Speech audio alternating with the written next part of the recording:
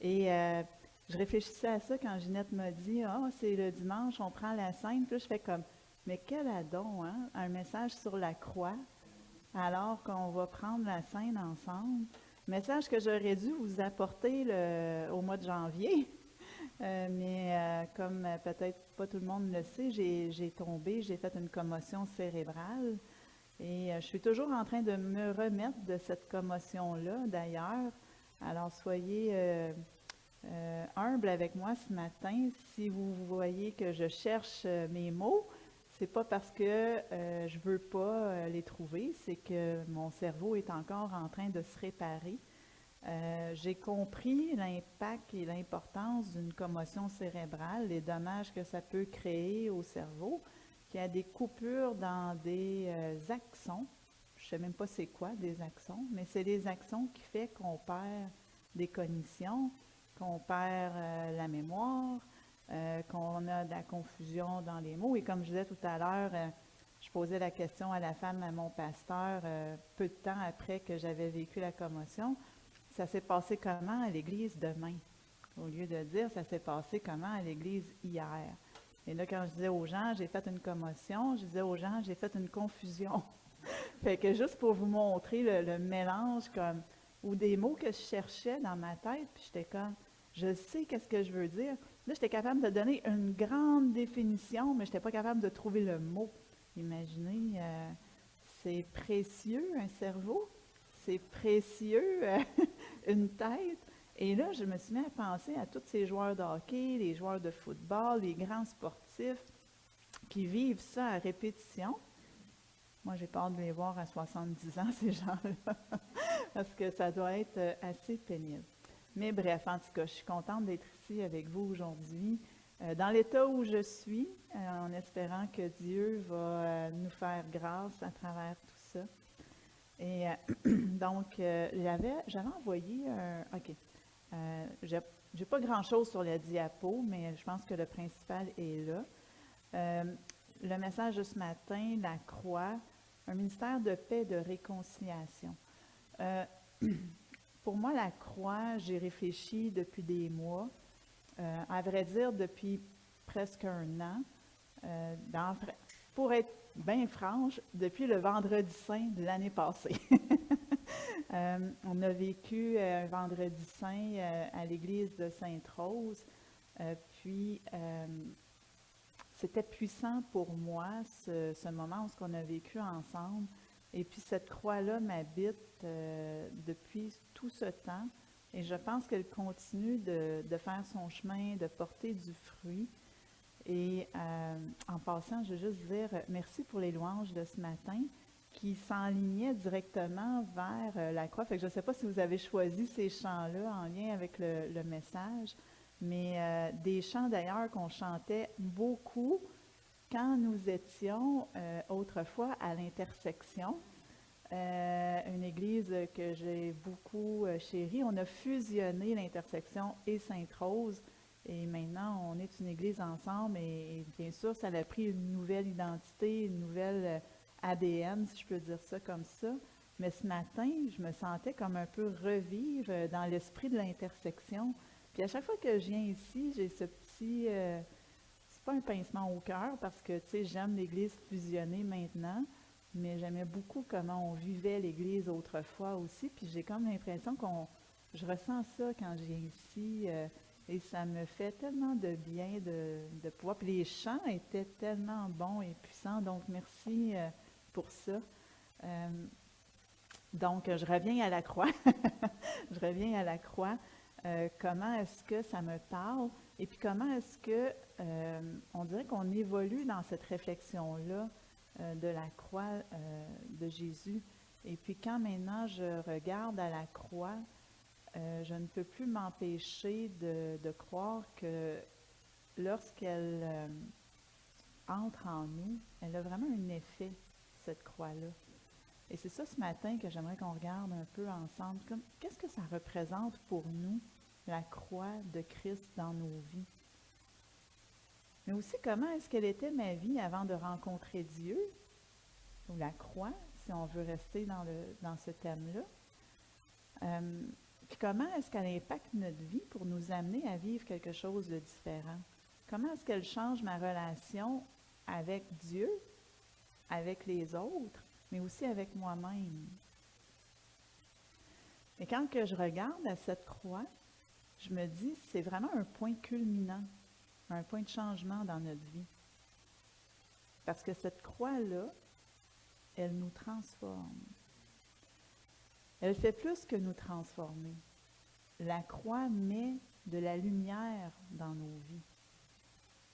Donc, si on croit que cette croix-là vient mettre de la lumière dans nos vies, ça sous-entend ou ça laisse croire qu'il y a peut-être autrefois ou peut-être encore une partie d'ombre.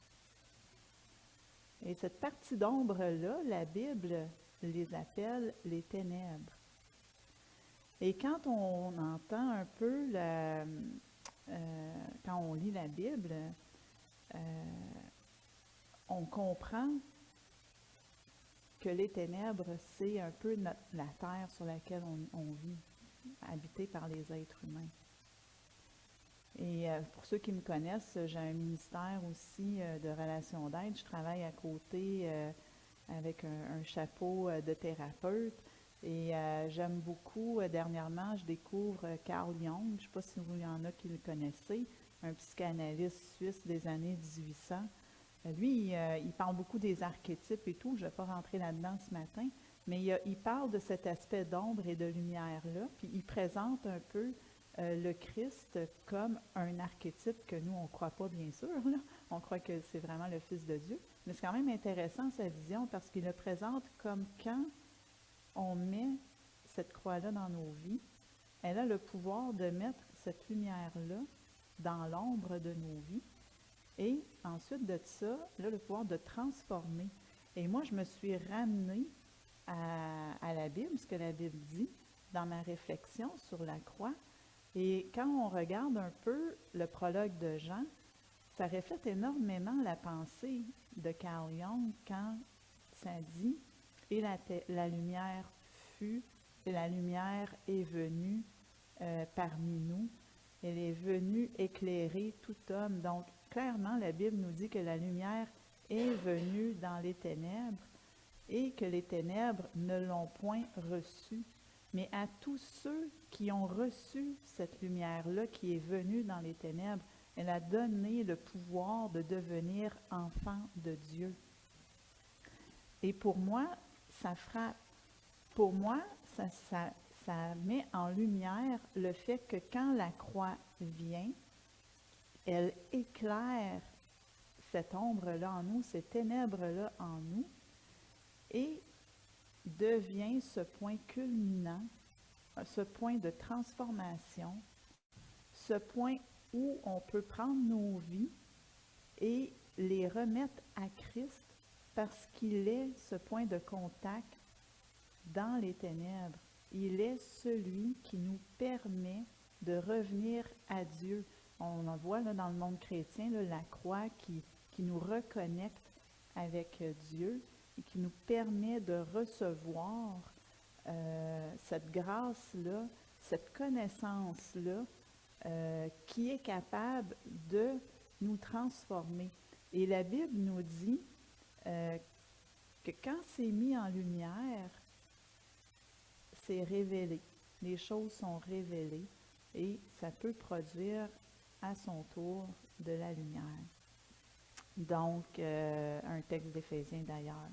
Alors, j'aimerais ça ce matin, en relation avec ça, de regarder pourquoi est-ce que quand la croix vient dans notre vie, s'installe dans nos vies, transforme nos vies, restaure nos vies, guérit nos vies, en même temps fait en sorte que nous devenons des personnes qui proclamons la paix et la réconciliation dans ce monde. Et j'ai essayé de faire ici une relation aussi avec la conférence sur la paix que nous avons vécue à Equip au mois d'octobre. Alors, on devient en soi un ministère de paix et de réconciliation parce qu'on a reçu ce point culminant-là, cette croix-là dans nos vies. Elle s'est installée et elle fait vraiment une différence. Alors, on va prier, puis ensuite, on va rentrer dans le message, si vous voulez bien. Seigneur Jésus, on t'a chanté ce matin, on t'a rendu gloire. On a même célébré la scène en se rappelant ce que tu as fait pour nous. Dans le fond, la croix qui demeure ce point de contact et qui nous donne accès à notre Père céleste, à Dieu. Et combien que le fait que tu donnes ta vie transforme nos vies, change nos vies et nous réconcilie même avec ce monde. Tu changes notre regard, Seigneur, et tu nous permets de voir les gens autrement. Et ce matin, c'est ce que j'aimerais faire, découvrir, redécouvrir ce que la croix signifie vraiment. Le fait que tu donnes ta vie pour nous permettre de voir autrement, de comprendre autrement. On parlait de sagesse ce matin. Et de voir combien tu instruis nos cœurs d'une façon qui va produire quelque chose de bon. Alors, on te remet ce temps, que mes paroles puissent être des paroles d'encouragement inspirées par toi. Dans le nom de Jésus. Amen. Alors, on va lire le texte. Je ne sais pas si tu peux, Mélinda. OK. Un texte tiré d'Éphésiens 2, les versets 1 à 10. Autrefois, vous étiez spirituellement morts à cause de vos fautes, à cause de vos péchés. Vous vous conformiez alors à la manière de vivre de ce monde. Vous obéissiez au chef des puissances spirituelles de l'espace, cet esprit qui agit maintenant en ceux qui s'opposent à Dieu. Nous tous, nous étions aussi comme eux. Nous vivions selon les désirs de notre propre nature. Nous faisions ce que voulait notre corps et notre esprit. Ainsi, à cause de notre nature, nous étions destinés à subir le jugement de Dieu comme les autres. Mais la compassion de Dieu est immense. Son amour pour nous est tel que, lorsque nous étions spirituellement morts à cause de nos fautes, il nous a fait revivre avec le Christ. C'est par la grâce de Dieu que vous avez été sauvés. Dans notre union avec Jésus-Christ, Dieu nous a ramenés de la mort avec lui pour nous faire régner avec lui dans le monde céleste. Par la bonté qu'il nous a manifestée en Jésus-Christ, il a voulu démontrer pour tous les siècles à venir la richesse extraordinaire de sa grâce. Car c'est par la grâce de Dieu que vous avez été sauvés au moyen de la foi. Ce salut ne vient pas de vous, il est un don de Dieu. Il n'est pas le résultat de vos efforts et ainsi, personne ne peut se vanter. En effet, c'est Dieu qui nous a formés. Il nous a créés dans notre union avec Jésus-Christ pour que nous menions une vie riche en actions bonnes, celles qu'il a préparées d'avance afin que nous les pratiquions. Amen. Alors, quand on lit ce texte, c'est vraiment un texte qui est riche, mais un texte aussi qui nous rappelle notre identité chrétienne. Une réalité qui s'installe avec la croix, par le sacrifice de Jésus, qui nous montre et qui nous démontre la grâce de Dieu. Dans le verset 1, quand il est dit « Autrefois, vous étiez spirituellement morts », cela, ça fait référence, dans le fond, à notre vie avant de connaître Christ, notre vie sans Dieu. Alors, je ne sais pas si vous vous souvenez de cette vie-là avant de connaître Dieu, mais on vivait par nos propres forces, on était un peu ignorants dans le bon sens du terme. Là, on ne connaissait pas la vérité de Dieu. Mais la Bible dit qu'on vivait de cette façon-là à cause de nos fautes, à cause de nos péchés. Pour moi, cette faute-là, ce péché-là, c'est un petit peu la séparation de Dieu. Tu sais, le fait qu'on ne sait pas que Dieu existe ne nous permet pas de se rapprocher de lui dans un sens, et la Bible appelle ça nos fautes, nos péchés. Et bien sûr, il peut y avoir d'autres choses, mais le fait qu'on est séparé de Dieu, à mon avis, c'est ça qui fait un tout petit peu le point ici de ce que le verset tente de nous dire. Mais quand on prend conscience de sa présence dans nos vies, il y a quelque chose qui commence à changer. Il y a une réconciliation qui commence à se faire ici. Dieu dit qu'il nous donne une nouvelle vie, puis qu'avec cette nouvelle vie-là, des nouvelles valeurs s'installent et s'intègrent. Par exemple, quand on pense justement à l'accueil de l'autre, à l'amour du prochain, au pardon, à la justice, à la paix. Ce sont des valeurs que Dieu nous donne parce que nous apprenons à le connaître de mieux en mieux. Puis avec ces valeurs-là, il y a des convictions qui s'installent dans nos vies. Une conviction qu'on est créé, par exemple, à l'image de Dieu. Une conviction que Dieu nous aime, qu'on a de la valeur à ses yeux. On a la conviction qu'il nous utilise. En tout cas, moi, j'ai la conviction qu'il m'utilise pour faire connaître son appel, son amour. On a la conviction qu'on est habité par son esprit. Donc, la croix nous amène à vivre autrement, à penser autrement, à voir autrement. Et si autrefois j'étais animée par mes propres désirs, par ma propre convoitise, comme la Bible dit, c'est pour reprendre le verset 3, quand ça dit « nous étions aussi comme eux », donc comme qui? Comme eux, comme ceux qui n'avaient pas conscience de la présence de Dieu. Et ce n'est pas un jugement, c'est juste un fait. Donc quand nous étions comme eux, qui n'avaient pas conscience de la présence de Dieu dans le monde, nous vivions selon nos désirs, selon notre propre nature. On faisait ce qu'on voulait avec notre corps, avec notre esprit. Et ce n'est pas mauvais. On n'était juste pas conscient que Dieu était présent et qu'il nous appelait à vivre d'une façon différente en nous transformant par la croix. Mais aujourd'hui, quand on prend cette conscience-là de la présence de Dieu, notre réalité change. Notre orientation change. Donc, d'un monde centré vers mes propres besoins, mes propres désirs, mon orientation change pour s'aligner avec le point de Dieu. Et pour moi, c'est là le point culminant, parce que ça passe par la croix. Mes yeux changent d'orientation. Ils se tournent maintenant vers le Christ qui s'est donné pour moi, pour nous, avec cette fois-ci un autre objectif, celui de faire connaître la bonne nouvelle du royaume de Dieu, celui de produire la paix autour de nous, celui de propager cet amour-là.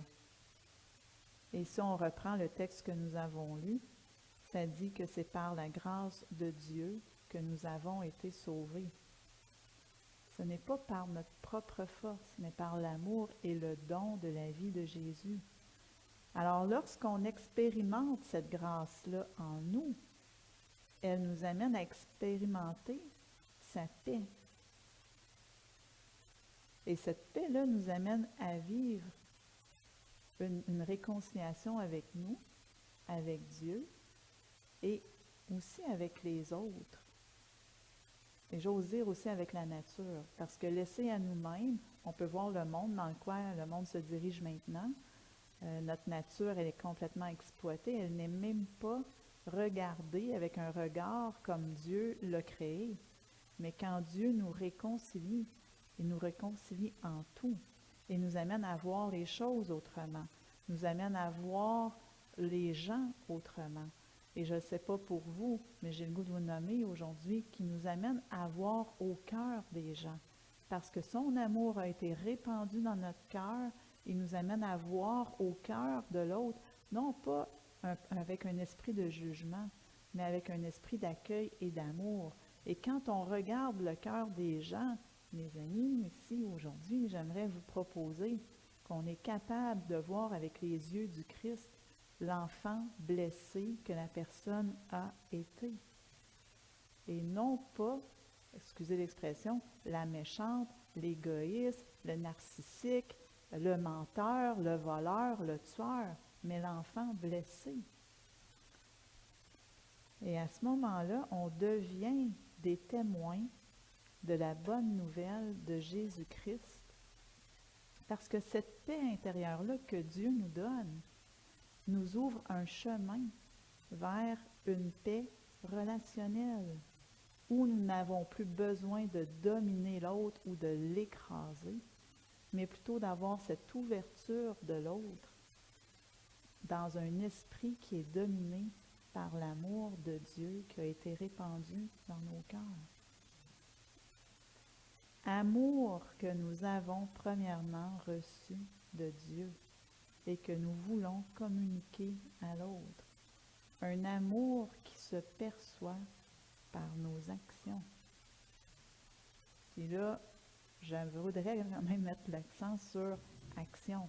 Parce que pour moi, il y a une différence d'aller dans un parc pour évangéliser, pour que les gens se convertissent à Dieu, versus une vie transformée par l'Esprit qui démontre une vie qui ressemble à ce que Christ veut que nous vivions pour lui. C'est pas pour dire que d'aller évangéliser, c'est pas bon, mais c'est juste pour dire que un esprit dominé par l'amour va se voir, va se refléter dans nos vies.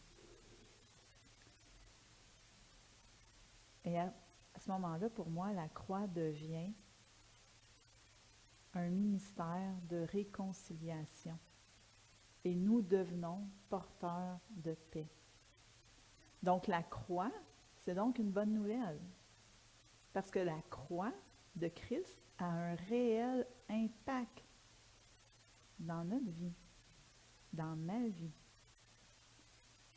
Et quand on est dans l'épreuve, parce qu'on en vit des épreuves, la croix continue de nous impacter. Dans l'épreuve, la croix nous amène à réfléchir autrement, à vivre l'épreuve autrement, à penser autrement. L'épreuve, pour moi, met en lumière les choses qui sont cachées.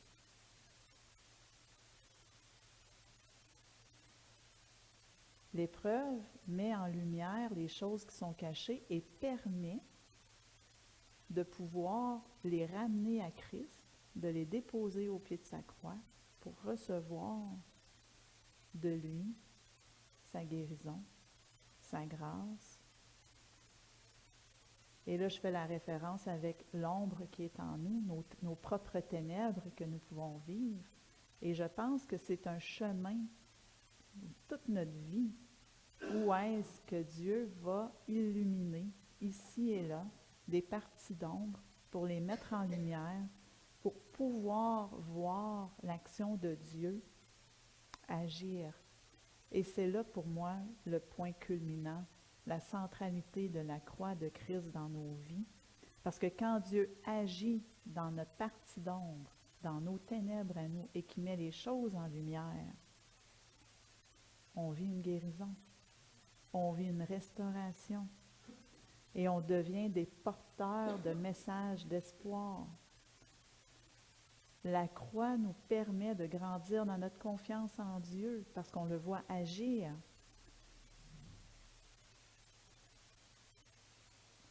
On devient des personnes missionnaires, on est tous en mission et on peut, avec cette guérison, cette restauration, cette mise en lumière-là, propager la bonne nouvelle de Jésus, donner de l'espoir aux gens, vivre comme des agents de paix et de réconciliation. Et c'est là pour moi le témoignage que nous sommes appelés à vivre et à être en Jésus-Christ. Et un verset biblique, je ne sais pas si tu peux mettre l'autre diapo. Oui. Un verset biblique qui reflète bien ça, en Matthieu 25, les versets 35-36 et le verset 40, j'ai sauté entre les deux, mais ça dit « Car j'ai eu faim et vous m'avez donné à manger, j'ai eu soif et vous m'avez donné à boire, j'étais étranger et vous m'avez accueilli chez vous, j'étais nu et vous m'avez habillé, j'étais malade et vous avez pris soin de moi, j'étais en prison et vous êtes venus me voir. » Et le roi leur répondra, « Je vous le déclare, c'est la vérité, toutes les fois que vous avez fait à l'un de ces plus petits de mes frères, c'est à moi que vous l'avez fait. » Donc, vivre comme des témoins de Jésus nous amène à être des agents de paix et de réconciliation. Et ça fait partie de nos valeurs anabaptistes ici, l'Église La Clairière, l'Association des Églises des Frères Ménonites, la proclamation de la paix, de la non-violence, ça fait partie de nos valeurs même anabaptistes. Suivre Jésus est le fondement de nos valeurs. Et il nous dit à chaque fois que vous faites cela, c'est à moi que vous le que vous le faites. Donc, on devient ces agents de paix, de réconciliation-là, et ça fait partie intégrale de notre ministère, de qui nous sommes appelés à être en Jésus. Et que de devenir des agents de paix et de réconciliation, bien, ça commence avec soi-même. Et par l'amour et la réconciliation que nous avons reçu de Dieu, par le fait que Christ s'est donné sur nous à la croix. Par cet amour et cette grâce reçue de Dieu, notre ministère de paix et de réconciliation s'étend alors vers les autres et va bien au-delà de nos propres forces, parce qu'il s'appuie sur l'amour de Dieu. Cet amour qui s'est donné pour nous, c'est aussi cet amour-là qui nous donne la force et cette capacité d'agir et d'être des agents de paix. C'est un amour qui est puissant, grandissant, pur. C'est dans cet amour-là qu'on peut proclamer l'amour pour les autres, l'amour de Dieu pour les autres. Et même, on peut aller vers ceux qui, pour nous, on pourrait dire, sont moins aimables. Il y a des gens qui vivent des ministères dans les prisons, par exemple, ou dans d'autres endroits plus difficiles pour proclamer cet amour-là. Dans les hôpitaux psychiatriques, exact. Donc, on est appelé à faire connaître cet amour-là. Alors, dans cette optique-là, Dieu m'aide à voir l'autre, non pas comme une menace, mais comme quelqu'un qui a besoin de la grâce de Dieu. Ce qui nous permet d'accueillir l'autre personne dans le moment qu'elle vit, dans l'état où elle est, parce que nous avons cet amour puissant-là en nous qui nous habite. D'un point de vue humain, ça peut être bien difficile à faire. Mais en Christ, avec son esprit qui nous renouvelle constamment, qui renouvelle nos pensées, qui met en lumière notre façon d'agir, nous permet d'aller au-delà de ce qu'on peut même imaginer, puis nous permet d'agir autrement. Ne serait-ce que de prier même pour la personne, prière qui, étonnamment, dans de nombreux cas, nous permet de voir la main de Dieu agir. Et cette main-là, agissante, elle est puissante. Puis elle agit dans les différentes situations de nos vies. Puis, à titre d'exemple, j'en ai plusieurs dans ma tête, là, mais je peux juste vous dire, avant de rencontrer Jésus, moi, j'étais dans le monde, je connaissais pas Dieu et tout, Et c'est par l'intermédiaire d'une crise, vraiment une grosse crise dans ma vie, où j'étais dans un état de choc post-traumatique, où j'étais extrêmement dépressive, suicidaire et tout, où est-ce que j'ai prié Dieu, que je ne connaissais pas Dieu du tout, puis en l'espace de 2 semaines, par l'intermédiaire d'une vente de manteaux de cuir, j'ai rencontré l'Église l'Intersection. Point de rencontre. J'ai rencontré Dieu, la croix, complètement transformé ma vie. En l'espace d'1 an, après ma conversion, j'étais dans mes études au bac en théologie. J'avais déjà cette conviction-là que Dieu allait m'utiliser pour le ministère. Et j'ai été sur mon chemin de guérison, où est-ce que Dieu m'a conduit à où est-ce que je suis maintenant. Mais ce chemin-là, depuis 2008, que je suis convertie, a été un chemin parsemé d'épreuves constamment. Mais dans cet élan-là, je devrais dire, j'ai été appelée à vivre différentes choses, dont, je pense que je l'ai déjà partagé, mais je suis déjà allée en prison, rencontrer des contrevenants pour vivre ce que nous, on appelait la justice réparatrice en collaboration avec le MCC. Ça a été un moment dans ma vie extrêmement puissant de pouvoir connecter avec une personne qui avait commis des crimes semblables à ceux que moi j'avais vécus, et de pouvoir avoir cet échange-là, ça m'a permis de voir au cœur de l'autre l'enfant blessé qu'il avait été et non pas le contrevenant qu'il était devenu. Et la puissance de Dieu, elle a été vraiment agissante parce qu'à la fin, j'étais la seule croyante dans où est-ce qu'on était, là? Tu vois, là, ça, c'est la commotion. Dans le groupe de personnes où on était, parce que moi, j'étais représentée comme la victime, ce que je me considère plus être aujourd'hui, on m'a donné le droit de parole et on m'a dit, comment est-ce que tu voudrais qu'on termine cette rencontre-là? Et là, j'ai dit, je ne peux pas renier qui je suis.